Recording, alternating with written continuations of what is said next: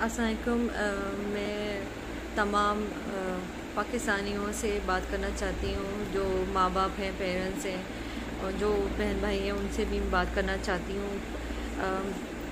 یہ لوگ جو میری بیٹی سے جا کے باتیں کر رہے ہیں اور اس کے منہ سے غلط باتیں نکلوا رہے ہیں اور اس کو دماغی مفلوج کر رہے ہیں اور یہ بتانا چاہ رہے ہیں کہ وہ کچھ کر لے گی، یہ کر لے گی، اسے وہ کچھ بھی کر لے گی، تو وہ مجھے بتائیں جو بیٹی اپنے باپ کے سینے پہ سوتی ہو، جو اپنے باپ سے اتنا زیادہ پیار کرتی ہو، وہ کبھی کچھ کر سکے گی؟ وہ کبھی کچھ نہیں کر سکے گی۔ تو یہ اتنی عدالتیں اپنا کام کر رہی ہیں، لیکن عدالتوں میں بہت دنوں کی چھٹیاں ہیں۔ تو میں آپ لوگوں سے یہ بات کرنا چاہتی ہوں کہ دیکھیں، جو آپ لوگ میری بیٹی سے غلط جا کے بیان دلوا رہے ہیں، غلط باتیں کر رہے ہیں، انٹرویو لے رہے ہیں، آپ کے بھی تو بچے ہوں گے نا۔ اگر آپ کے بچے نہیں ہیں، بچوں کو دیکھتے ہوں گے، سینے سے لگاتے ہوں گے، ان میں میری بیٹی کو دیکھیں۔ آپ کی اپنی اولاد میں میری بیٹی کو دیکھیں ایک بار، آپ کو پتہ چلے گا کہ اولاد کیا چیز ہوتی ہے۔ ایک ماں باپ کو اتنی تکلیف دینا، اذیت دینا بالکل بہت غلط ہے۔ ہم جس تکلیف سے گزر رہے ہیں وہ ہم جانتے ہیں، اور میری بیٹی بہت اچھی ہے، میں جانتی ہوں میری بیٹی کوئی ایسی ویسی حرکت نہیں کر سکتی، وہ اپنے ماں باپ سے بہت پیار کرتی ہے، لیکن جن لوگوں نے اس کو اغوا کیا ہوا ہے وہ اس کے ساتھ غلط بیان دلوا رہے ہیں، دماغی مفلوج کر رہے ہیں اس کو۔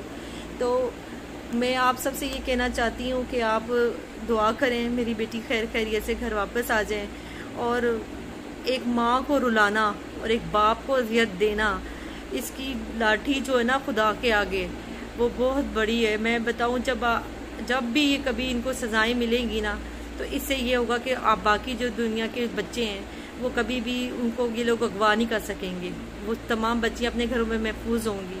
تو میری بچی آپ لوگوں کی بچی ہے، میری بیٹی جو ہے سب پاکستانیوں کی بیٹی ہے۔ میں جانتی ہوں آپ لوگوں نے بہت دعائیں کی ہیں، لیکن یہ جو لوگ غلط انٹرویو دلوا رہے ہیں، میں ان سے کہنا چاہتی ہوں کہ آپ کے بچے نہیں ہیں کیا؟ آپ گھر جا کے جو آپ کماتے کس کے لیے؟ اپنے بچوں کے لیے کماتے ہیں نا۔ آپ بچوں کو جا کے سینے سے لگاتے ہوں گے، تو آپ یہ نہیں سوچ رہے کہ آپ ایک ماں باپ کو کتنی تکلیف، کتنی اذیت دے رہے ہیں، کتنے آنسو رلا رہے ہیں، اور ایک ماں کا آنسو آپ سوچیں کتنی، اگر وہ ماں بد دعا دے دے وہ کتنا بڑا تکلیف ہوگی، آپ یہ چیز سوچ سکتے ہیں؟ تو میں یہ چاہتی ہوں کہ ایسا مت کریں آپ، میری بچی سے غلط بیان مت دلوائیں، اس کے دماغ کے ساتھ مت۔ السلام علیکم جی۔ آج میں نے تھوڑی دیر پہلے ایک چینل کے اوپر ایک انٹرویو دیکھا میری بیٹی کا اور ساتھ میں ظہیر کا۔ مجھے بہت افسوس ہوا، دکھ ہوا، اور میں حیران ہوا کہ صحافت ایسا بھی کرتی ہے۔ میں نے تو ابھی تک جتنی صحافت دیکھی تھی 99% صحافی جو ہیں وہ حق سچ کی رپورٹنگ کر رہے ہیں۔ 99% میڈیا چینلز جو ہیں میں ان کو اپریشیٹ کرتا ہوں، انہوں نے بڑی اچھی فیئر رپورٹنگ کی ہے، جو بھی خبر آتی تھی وہ خبر دیتے تھے۔ لیکن یہ انتہائی چیپ شاٹ، میں کہوں گا کہ انتہائی بلو دی بیلٹ جا کے چیپ شاٹ کھیلی گئی۔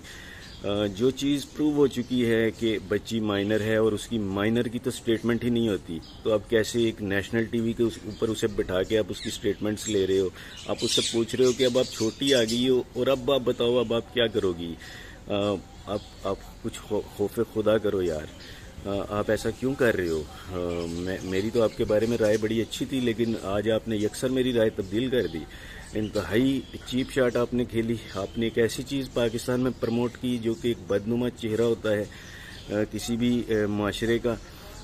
میرا سوال ہے جی، اگر یہ اس چینل کے مالک کی بچی ہوتی تو کیا آپ اسی طرح اس کو بٹھا کے اپنے چینل پر یہ ویڈیو بناتے اور یہ انٹرویو چلاتے؟